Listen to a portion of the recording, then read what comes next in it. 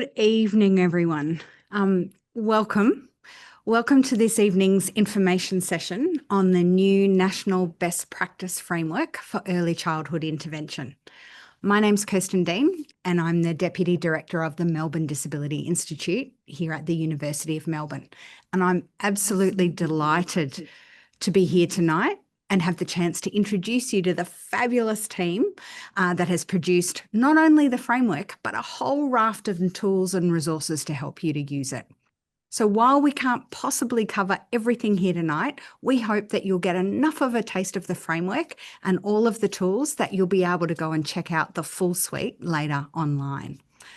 But before we get started, I'd like to begin by acknowledging the traditional owners of the land on which we're meeting. I'm coming to tonight, which is the lands of the Wurundjeri people of the Kulin Nation, and pay my respects to elders past and present. And I know we have lots of people here tonight from all around the country. So I also want to acknowledge the traditional custodians of the many lands that we're all fortunate enough to live, work and play upon.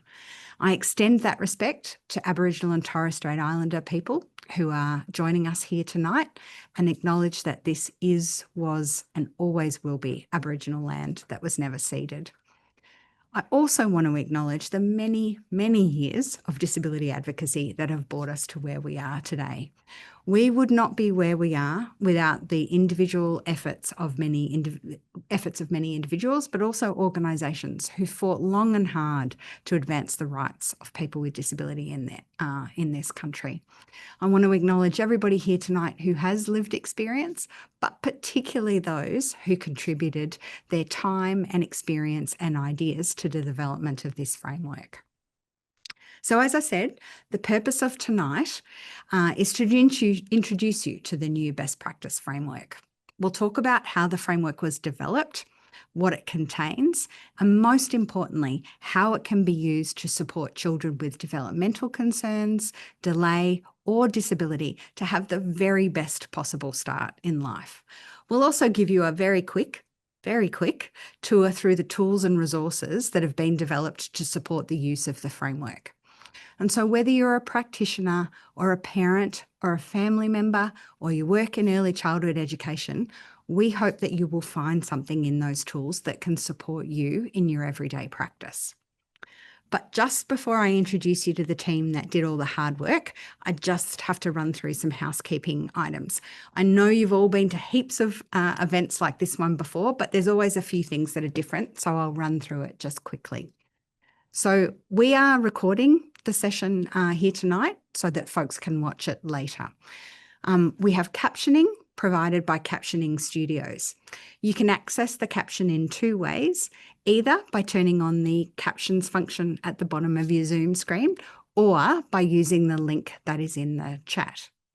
We also have Auslan interpreters from Auslan Services, and they will remain pinned to the screen, so you don't need to do anything.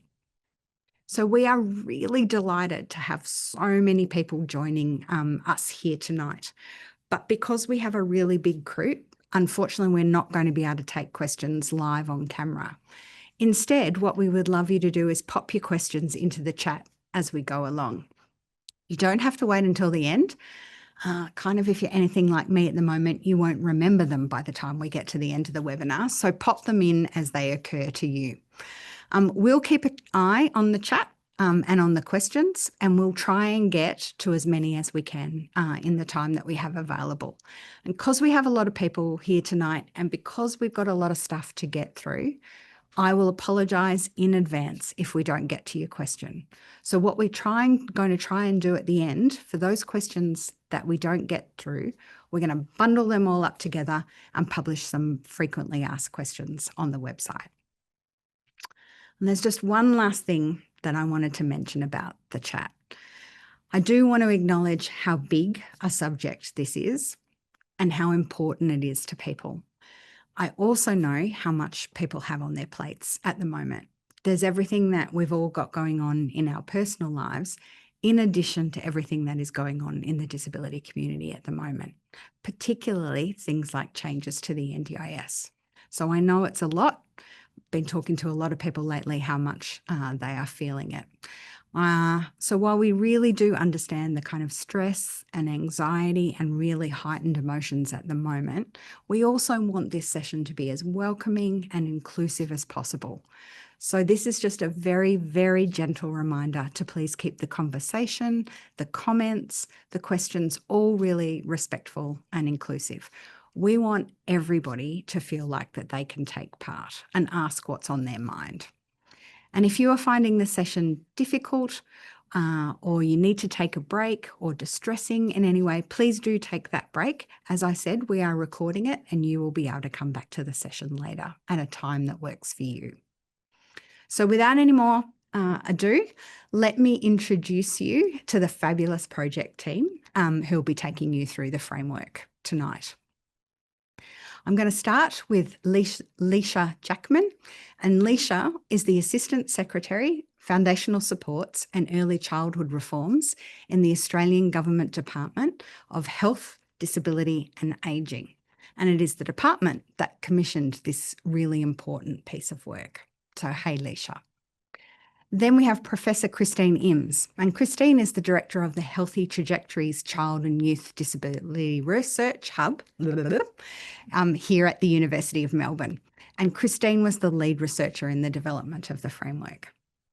We have Dr. Tim Moore, who is the lead researcher for the Centre for Community Child Health at the Murdoch Children's Research Institute. Next, we have Associate Professor Anita DePrano. Anita is the Principal Research Fellow in Indigenous Health and the lead of Strong Kids, Strong Future program here at the University of Melbourne. Then we have Denise Luscombe, who is the Chair of Professionals and Researchers in Early Childhood Intervention, otherwise known as PRECI. Then we have Karen Dimmick, and Karen is the Chief Executive Officer of ACD, Advocating for Children with Disability. We have Skye Kokoschki-Moore, who is the Chief Executive Officer for Children and Young People with Disability Australia. We also are lucky to have Miss Gretchen Young, who is the Executive Director of Programs at SNAKE, which is the national voice for our children. And finally, we have Professor Bruce Bonyhady, who is the Director of the Melbourne Disability Institute. So that's the team. Oh, hang on, we've just got an echo. We'll try and sort that out. All right. So now that we're done with the housekeeping, it's time to hear a bit more kind of about the project. So Leisha, I'm going to start with you. Given that the project started with you, it seems appropriate that we kick things off with you. Can you tell us a little bit about what the department hoped the project would achieve, and what difference you hope the framework will make?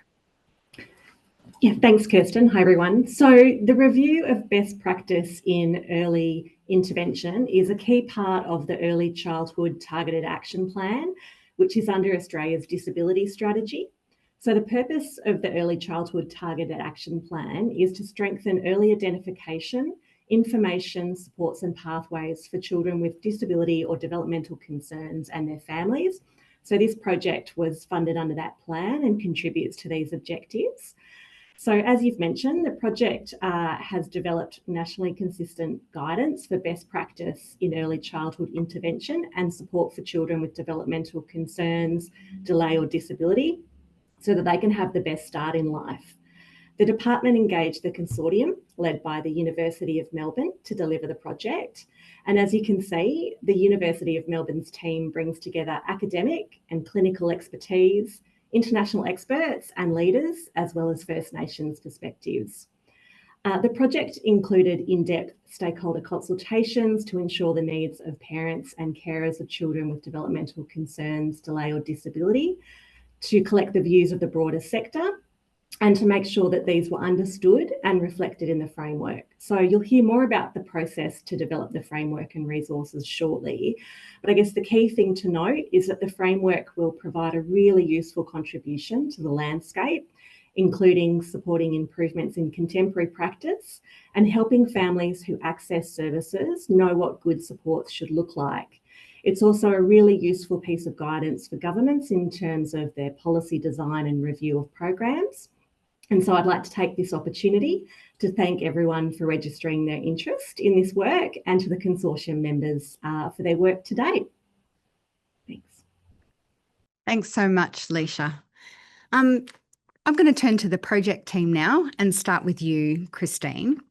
So for people who are new to all of this, can you tell us a little bit about how the framework was developed? Of course, thanks, Kirsten. So I think the first and really crucial step was to, in fact, establish the consortium partnership. And for this project to be successful, we really needed to bring together a wide range of expertise, experience and connection across Australia and internationally. And this consortium does that. And the breadth and value of the expertise and that connection really can't be underestimated. The second step was to review existing research evidence for policy, for research, for practice. All of that needed to come together so that we understood what evidence existed to underpin early childhood intervention nationally and internationally. And we conducted 3 related reviews to bring that evidence together. Next, we engaged in extensive consultation to gather the diverse experiences and perspectives on early childhood intervention and support across Australia. This included engaging with Aboriginal and Torres Strait Islander community-controlled organisations and families and carers, young people who had experienced intervention in childhood, professionals and researchers working in early childhood intervention, and other stakeholders with an interest. We also conducted a survey about terminology used in the field related to the word intervention and best practice, and also the name of the framework. Step 4 involved us bringing together what we had learned from research and from what families, carers and others had shared with us, so we could understand what was working and what needed to improve in early childhood intervention and support. And this process of synthesising all of the information led us to identify what we called candidate elements and content for the framework. In step 5, we put the framework together, and then we went on to develop a suite of resources to support its use.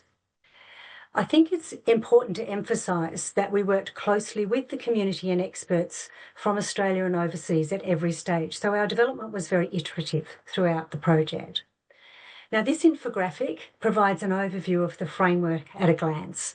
And if we start at the top, we see the vision of the framework is that all children with developmental concerns, delay or disability and their families thrive in their early years.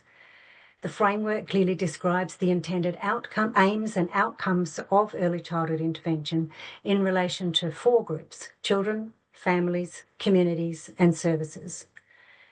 There are 4 universal and 10 key principles, each of them with related practices that, when applied, will lead to the intended outcomes of early childhood intervention. And finally, then, crucially, that the framework is designed to be embedded within an integrated system that provides a continuum of support for children and families. That system of support includes universal or mainstream supports, foundational supports, including the new Thriving Kids initiative, and the NDIS. The framework is relevant to all and needs to be operationalised in all settings. Thanks so much, Christine.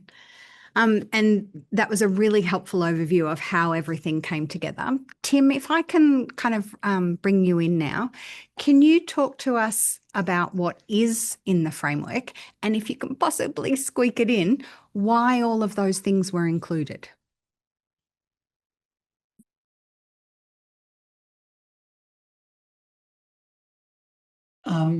So the vision and aims was where we started, and the position that we started from that was that we should be trying to achieve for children with developmental disabilities and the like the same aims as other children. So we went looking for what those aims were, and in the National Early Years Strategy, the vision is for all children in Australia to thrive in their early years.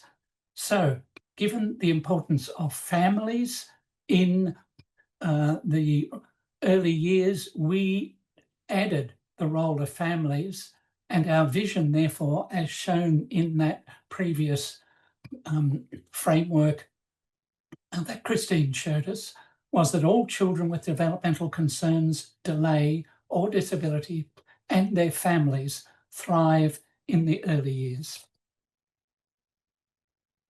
So the aims and outcomes that sit under that, we decided that we needed to do them obviously for children, for parents and carers as well, perhaps less obviously for communities, and also for service agencies and practitioners. So for children, the aim was to build on their strengths and interests in order to enhance their learning, development, and above all, their meaningful participation in everyday activities. For parents and carers and families, the aim was to acknowledge and respect community cultures and to strengthen their knowledge, their skills, and their confidence in order to support child and family quality of life. For communities, we saw a role as well. The aim was to help communities understand child development and well-being, and to help create safe, welcoming, inclusive, and connected communities. There are also implications, aims, and outcomes for service agencies and practitioners.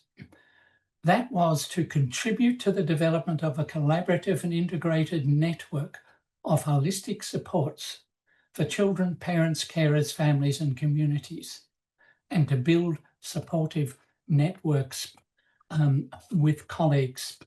In other words, we saw an important role in connecting with one another as an aim. We developed a theory of change. This diagram shows a summary of it. There's a fuller version in the full framework. And the theory of change helps explain how using the framework principles and practices can lead to better outcomes. It describes down the bottom who needs to be involved: practitioners, parents, early childhood education services and schools, other child and family services, and government agencies. And then for each of those 5, it shows what they need to do to contribute to this collective effort. At the next level, what impact that will have. And then at the next level, what the outcomes will be for children, families, and communities, and how ultimately that contributes to our aim that all children with developmental concerns, delay, and disability and their families will thrive in the early years. Next slide. Finally, Christine's already mentioned this idea that we see developmental concerns as part of a continuum. The nature of that continuum is, of course, currently being thrashed out through the Thriving Kids and initiative and the NDIS revamp. But our vision is that this framework applies to all those who have involvement with children with developmental concerns, delay, or disability and their families. And that means a much wider group than just the early childhood intervention services themselves. So it touches upon universal supports who are working with those children. We've got foundational supports there, which we should have changed to Thriving Kids. And we've got the National Disability Insurance Scheme. This framework applies at all of those levels. I shall hand it back to you, Kirsten. Thanks, Tim. So in keeping with the theme of what's in the framework, Denise, if I can turn to you. For those people who've had a chance to look at the framework, they will have seen that there are 14 principles which underpin best practice. Denise, can you talk us through what those principles are, and then what resources have been developed to help people use those principles in their everyday practice? Yeah, thanks, Kirsten. And it's a great pleasure to be able to go through these principles, having been involved so closely in the consultations that have led to the development of the framework and the principles and the tools and resources. So as Kirsten mentioned, there are 14 principles that are included in the National Best Practice Framework for Early Childhood Intervention. There are 4 universal principles, and you can see those in the blue along the bottom of the tree there. And these were really clearly identified through the consultations as being absolutely core principles that needed to be applied. So we've got rights-based, and this looked at the rights of the child, looks at the rights of people with disability and the rights of Aboriginal and Torres Strait Islander families and children. It also, though, looked at the rights of children and families to receive high quality early childhood intervention, and also the rights of the child to be a child. So it encompasses quite a few areas.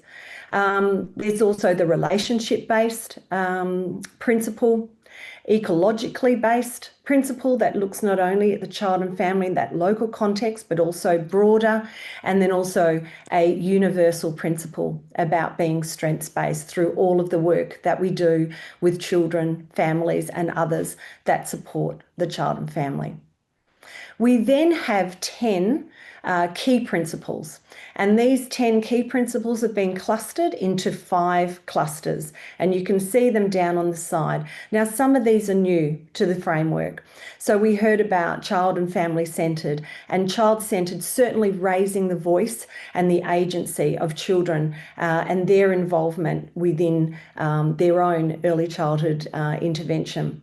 So we also have culture and diversity. So there's 2 key principles there. One, cultural safety, that will be expanded on further in the presentation, that is specifically for Aboriginal and Torres Strait Islander children and families.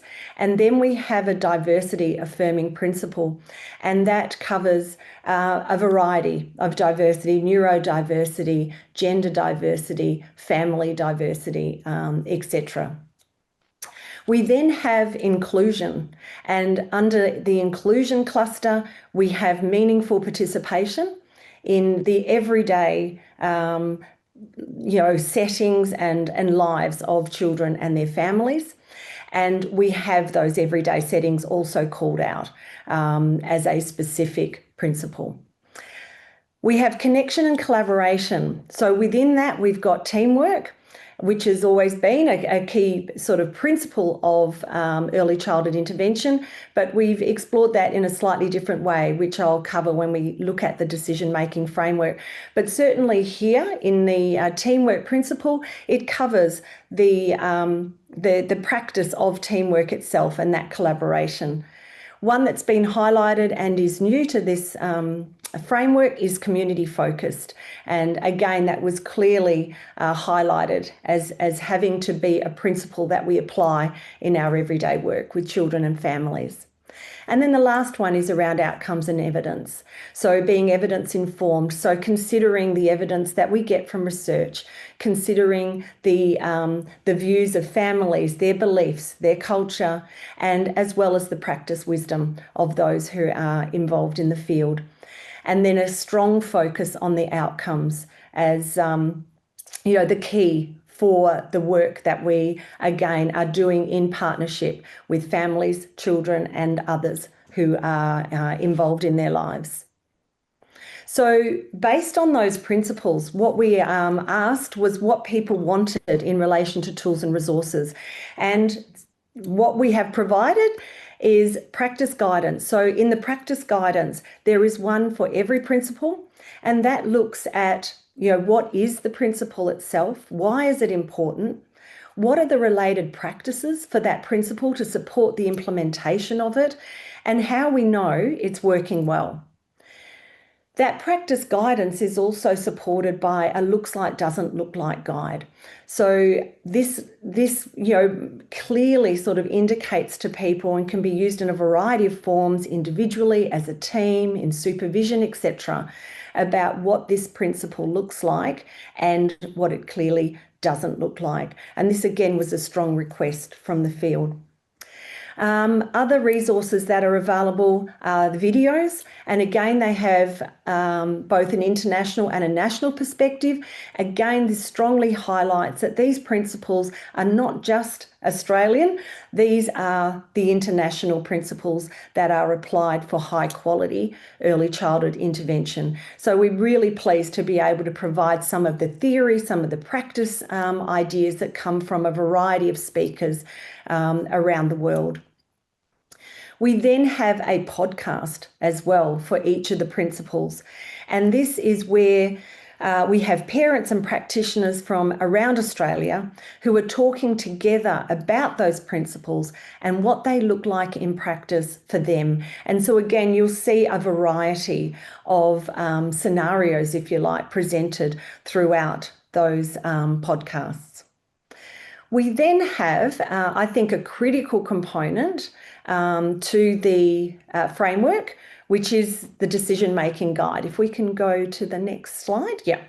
So the decision-making guide, again, clearly sets out and can be used with families. So again, we're really encouraging that partnership and collaboration between parents, families, carers, and the practitioners.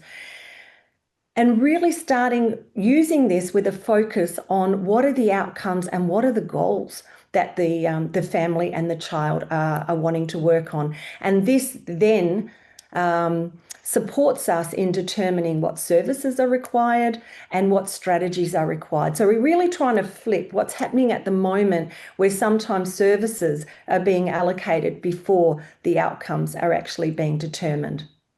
Within this decision-making guide, we also have two really important appendices. Because we're looking across the breadth of children, again, from children with developmental concerns, developmental delay, or disability, there is no one model that you can use for all of those children. So the two appendices, one is on teamwork, and it highlights the different forms of teamwork that are available when you're working with children and their families. It highlights the pros and cons of each of them. And this will depend again on the outcomes, how many children are involved in a child's team, how many practitioners are involved in a child's team, as well as the expertise of the team itself. All of that needs to be taken into consideration in making the decision about a service model or a teamwork model. And the last appendices is actually covering the frequency, the intensity and duration of services to be able to support, again, families and practitioners in determining what those services should look like from that perspective. And I think that is handing back to you, Kirsten. Yes. Thanks so much, Denise. Boy, that was the quickest whiz through all the amazing resources that are there. And once again, can I really encourage everybody here tonight to go and check out those resources, and we'll give you the links at the end of the webinar. Just before I turn to you, Anita, that's a heads up that you're coming up next. Just a reminder that if you've got any questions, don't forget to pop them in a chat. I think there was a little problem with the chat earlier, but it's been sorted. So make sure, I can see some questions kind of coming through now, but make sure you pop your questions in the chat. So Anita, I'm going to turn to you now. You led the team that developed the resources about outcome measures. And Denise was just telling us how important it is to talk about those outcome measures. Can you take us through some of those resources? Yeah, thanks, Kirsten. So as we've heard from Denise, we have developed a suite of resources to support the implementation. But what I want to talk about here is the resources that we've developed to really provide guidance about selecting outcome measures and to provide information about the tools that are appropriate for children, for parents, carers and families, and for services and practitioners. In addition to the outcome measures, if we just progress that slide, There are two other documents as part of these resources. First is the measurement overview, which is a document to support practitioners to understand measures in general and to support choosing the appropriate outcome measure for what they are working on. And second is a methods explainer. And this document explains the process that we undertook to choose the outcome measures that have been included. And the next slide shows one example of the outcome measures, this one being for children. And the document, all of the documents open with the list of outcome measures on the left-hand side with a link, a live hyperlink to the detailed information about the tool. Then an indication of whether the measure addresses the outcome shown by the full circle you can see, or whether it partially addresses the outcome shown by the semicircle. So this is really just to give you a taste, and we encourage you to take a look and see the detail that's included. So thanks, back to you, Kirsten. Thanks, Anita. Gretchen, I'm going to bring you into the conversation. Christine started tonight by telling us all about all of the consultation that was done by the team to inform the development of the framework. But it would be really great if you could talk us through what Snake heard from Aboriginal and Torres Strait Islander families and communities. What do they think needs to change so that all children in Australia have what they need to thrive? Thanks so much, Kirsten, and hello to everyone on the line tonight. So as part of the project, Snake gathered views and knowledge from Aboriginal and Torres Strait Islander community-controlled peak organisations, local and regional service providers, and from some of the families that those providers support who've lived experience of supporting children with developmental concerns, delay or disability. What we heard was that Aboriginal and Torres Strait Islander organisations demonstrate best practice by taking culturally safe, holistic, place-based approaches to supporting children and families, despite many systemic challenges. Practices are tailored to the community and cultural context and the needs of individual families and children. Cultural safety is critical for families to engage with services supporting children, especially to overcome fear that practitioners will judge children and families negatively and make unwarranted reports to child protection. It's important to stress that cultural safety is determined by Aboriginal and Torres Strait Islander peoples. The framework includes cultural safety as a principle and contains advice and resources developed by Snake and our sectoral colleagues that can support culturally safe practice. You will get a taste of how the Aboriginal and Torres Strait Islander community-controlled sector applies best practice from the short segment of a video produced with the team at Mullingu, who coordinate the Connected Beginnings program in Mareeba on the Atherton Tablelands in North Queensland. The team emphasises that best practice requires having strong relationships with families and being driven by community rather than organisational priorities. You can find the full video and another produced with the Nagru Connected Beginnings team in Western Sydney on the Framework website hosted by Healthy Trajectories. Thank you so much. We'll go to the video.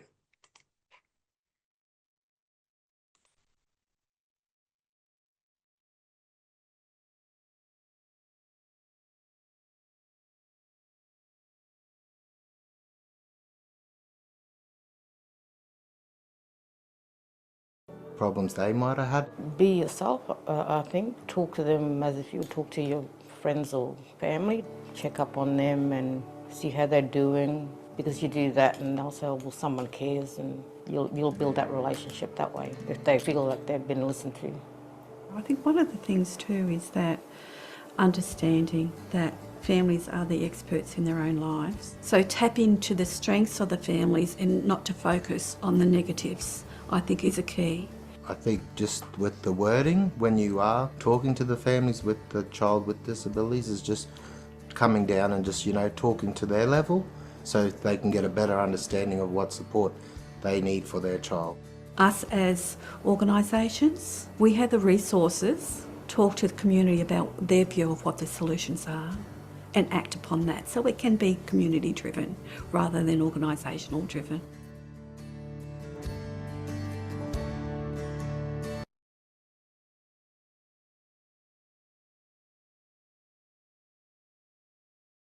Thanks so much, Gretchen. And again, if you'd like to watch the whole video, make sure you check it out on the Healthy Trajectories website.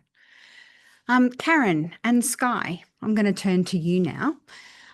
As we've already said quite a few times this evening, things go best for children when families and practitioners work together as a team. But for that to happen, families need to know about the framework and how it might help them. So can you talk us through what resources have been developed just for families? Great. Thanks, Kirsten. Happy to do that. For me, the best part of this process of developing the framework was the chance to listen deeply to families, to sit down and talk with families right across the country. And that was a real iterative process. We didn't just talk once, we'd sort of go back and check in and have another conversation. And we were really hearing from families, some that were quite early in their journey with early childhood intervention, and some who perhaps had children that were sort of into primary school and kind of reflecting back on what they knew at the start of the journey and what they knew now.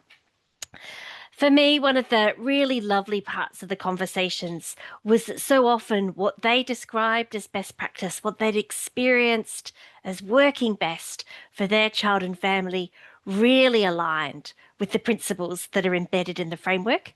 They might have used slightly different language. I don't think anyone referred to ecologically based, but the principles and the feel were absolutely the same. So of course, what we're wanting to do is be able to explain this really rich and I think really principled approach to early childhood intervention in a way that families can understand no matter where they're at in their journey.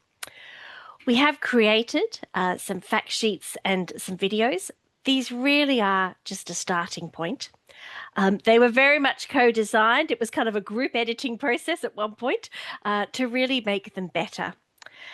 But what we've brought together is information for families be able to sort of just start to absorb some of those principles and approaches, things that they should be able to expect for their child and family, about how the relationship and the work goes together with the practitioner, but also how it should kind of feel. We understand that absolutely this is something that builds and evolves over time, and your understanding grows. And actually, of course, it comes from lots of conversations that families have with practitioners and with other people they trust in their children's life. But we do hope that the resources that we've developed for families will be a bit of a starting point for those conversations. They go through the key things that best practice should look and feel like, but they also talk to the ways that families support their children to learn and grow every day. I'd perhaps just like to finish with some of the quotes. We've included quotes from families, and I guess just those messages that families were wanting to pass along to others about what was important and what they had learned along the way.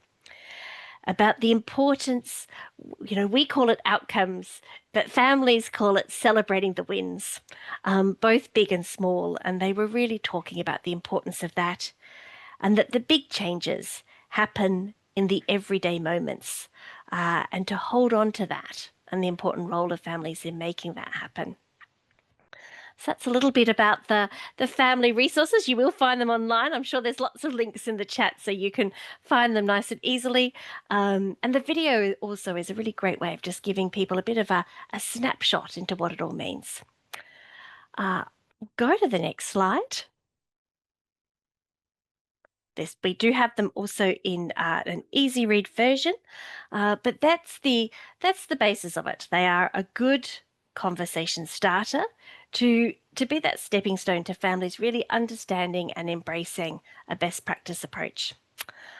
I'm now going to hand over to Sky to talk about what we heard from young people with disability, looking back on their experiences of early childhood intervention. Thanks, Sky.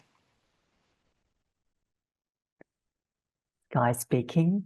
Thanks, Karen, so much for talking us through that incredible approach that you took to engaging with families. CIDA was really privileged to be involved in the co-design of a resource that is specifically about what young people with disability want families and parents to know, do, and understand about early childhood intervention. So first, let's talk about understanding. Young people told us they want families to understand that disability does not mean there is something wrong with your child. Their behaviour is a way of communicating, especially when something is wrong. Young people said early intervention should be done with your child and not to your child. When they're included in decisions, they feel safer and more involved. Young people told us that when families seek help, this is a strength, and doing so will help to build your skills and your child's. It's also important to understand that no intervention is better than unsafe intervention. If something feels wrong, it's okay to speak up and look for other options. Safe, respectful care is always best. So what did young people want families to do about early intervention? Young people told us they want families to be open to trying new things, choosing early intervention that is positive and supportive and doesn't try to fix your child. Young people told us that families should find communities that are positive and supportive for you too. We also heard it's important to talk to your child about their disability or diagnosis. As young one person said during the co-design process, I got the stigma from the moment I was diagnosed at 6 years old, but it was worth it. I would have got the stigma anyway, and knowing what was up was really empowering. I was able to get some aspect of disability identity at a very young age. Finally, young people want families to know that how you think about disability matters. That's because disability isn't the problem. Barriers in society are. When we change the way we see disability, we give all children more chances to succeed and feel included. We also heard that disability culture helps with identity and belonging, and it's so important not to let low expectations hold your child back. Believe in your child's potential and celebrate what they can do. Focus on what's possible because this builds self-esteem and hope now and into the future. Thanks, Kirsten. Thanks so much, Sky. Bruce, I'm going to try and squeak one question in here for you before we turn to some of the questions that are in the chat. So this framework, it's not just for practitioners and families, is it? We want other folks to read about it, think about it, and act on it as well. Can you tell us a little bit about that?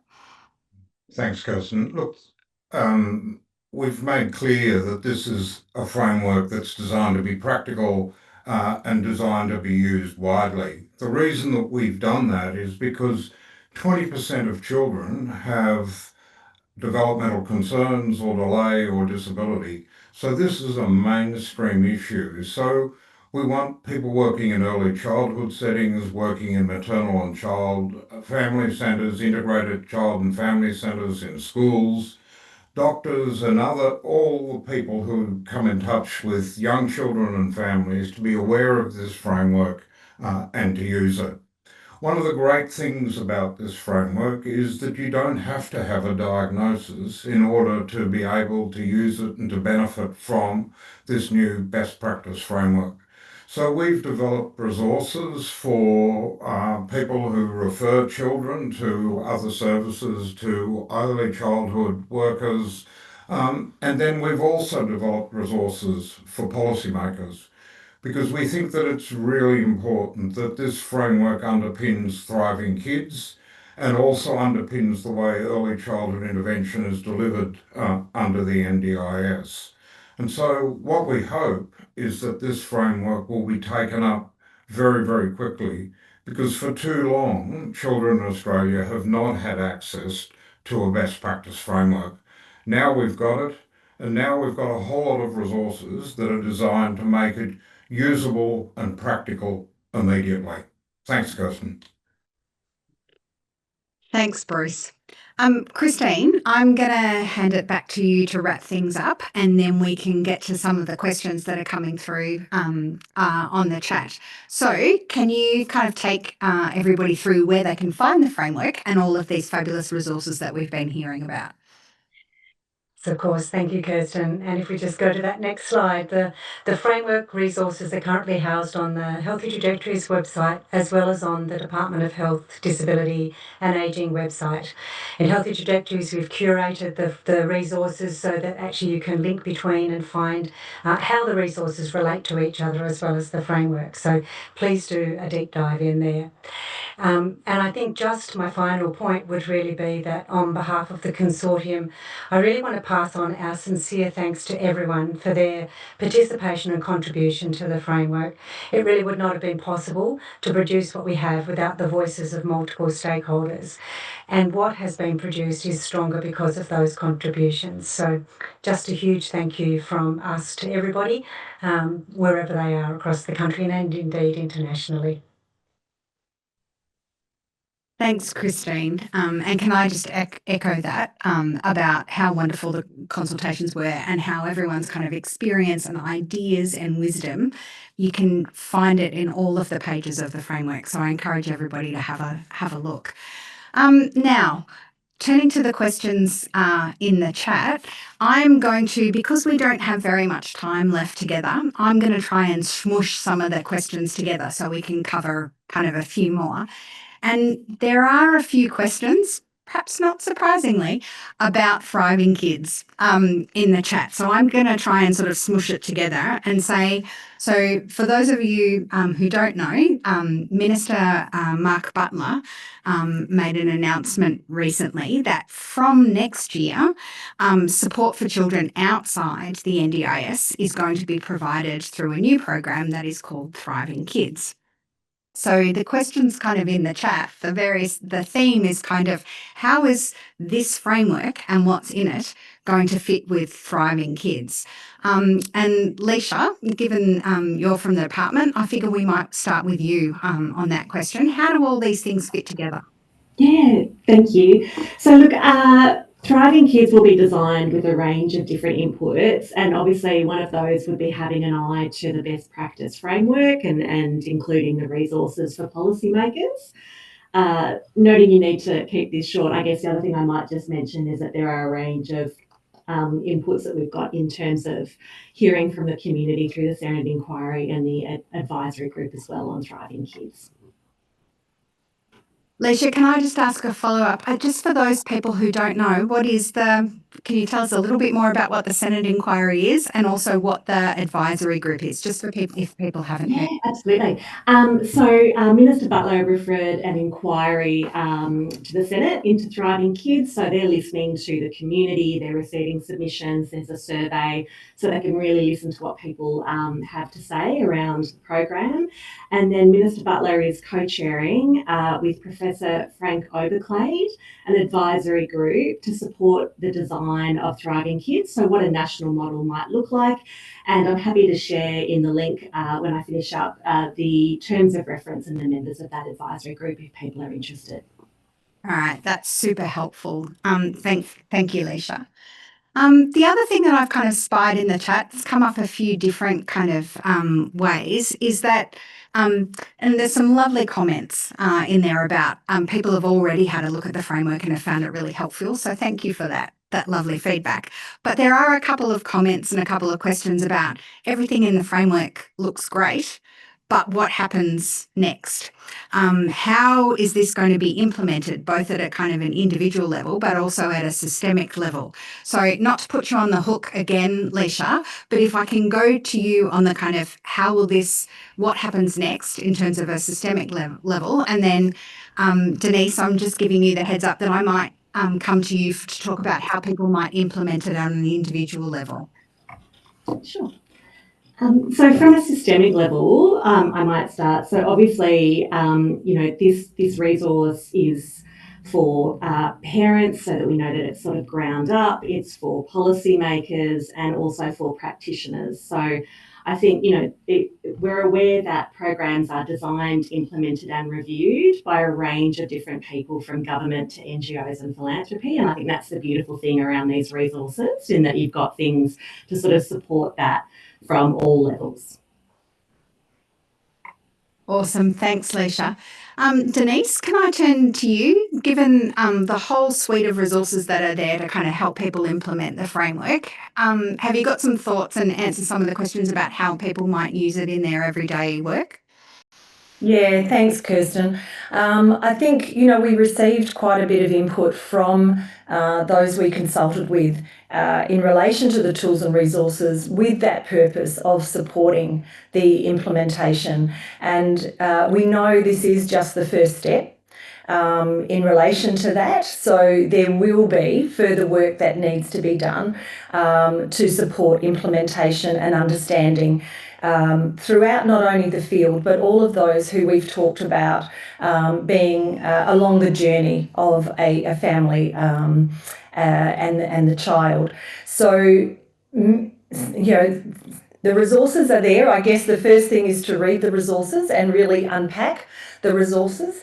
Depending on the structure of the organisation or the team that you're working with, I think really important to discuss these resources and use those that are also available for families. So we're getting some consistency in understanding.